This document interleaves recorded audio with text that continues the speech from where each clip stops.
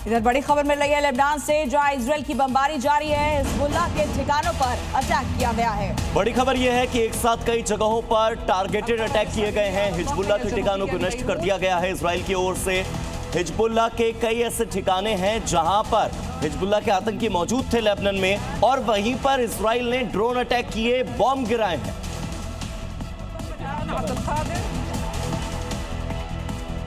और Israel, America और Iran के बीच जारी जंग लगातार खतरनाक होती जा रही है। खामनेई के खात्मे के बाद भी दोनों में से किसी भी पक्ष ने अपने कदम पीछे नहीं किए हैं। ईरान के कई शहरों पर फिर से इजरायली हमले हुए तो ईरान ने भी इजराइल समेत कई देशों पर एक साथ हमला बोल दिया। इजराइल और अमेरिका का दावा है कि उन्होंने ईरान के हर हिस्से में सटीक हमला किया है। तेहरान समेत करीब 10 शहरों पर यह अटैक किया गया है। इस दौरान 1000 सैन्य और रणनीतिक ठिकानों पर करीब 2000 बम गिराए गए हैं।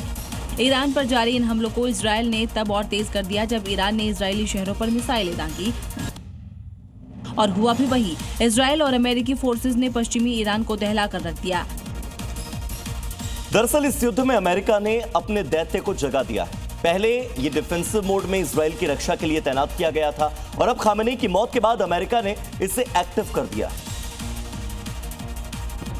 इस दैत्य का नाम USS गेराल्ड आर फोर्ड है। पूर्वी भूमध्य सागर में एक गुमसुम छिपा मौत का काल अचानक जाग उठा। इसने अपनी चुप्पी तोड़ते हुए ईरान की धरती पर आसमान से आग के गोले बरसाने शुरू किए। इसके हमलों ने ईरान में खलबली मचा दी। इस नए घटनाक्रम ने ईरान के लिए दो तरफा मुसीबत खड़ी की। इसके पहले तक अमेरिका केवल अरब सागर और ओमान की खाड़ी से ईरान पर हमले कर रहा था।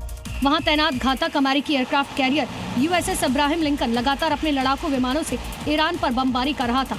लेकिन अब भूमध्य सागर से USS फोर्ड के भी आक्रामक होने के बाद ईरान पूरी तरीके से अमेरिकी नौसेना के चक्रव्यूह में घिर गया।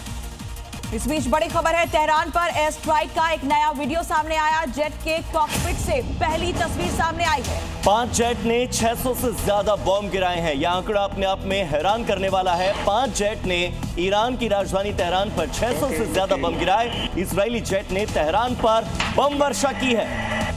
ये तस्वीरें देखिए किस तरीके से यहाँ पर तबाही मची है। तेहरान पर एयर स्ट्राइक की ये नई तस्वीरें, ताजा तस्वीरें सबसे पहले हम आपको जी न्यूज पर दिखा रहे हैं। जेट के कॉकपिट से ये पहली तस्वीर जो है वो सामने आई है। 5 जेट्स ने 600 से ज्यादा बम यहाँ गिराए हैं। इजरायली जेट ने तेहरान पर ताबड़तोड़ बम वर्षा की है।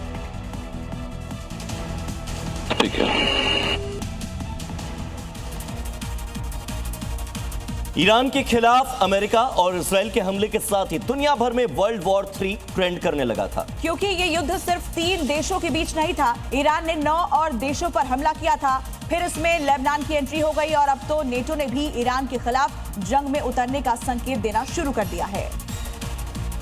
क्योंकि अब ये ईरान बनाम US इजराइल का युद्ध भर नहीं रहा है। चाहे अनचाहे इस युद्ध में दर्जन भर देश शामिल हो चुके हैं, और अब ब्रिटेन और फ्रांस भी ऐसे ही संकेत दे रहे हैं, जबकि जर्मन सेना भी तैयारियों में जुट चुकी है। इस हमले के बाद पूरा मिडिल ईस्ट जंग का मैदान बन ही गया था। अब इस आग में पूरी दुनिया उतरने को आतुर दिख रही है।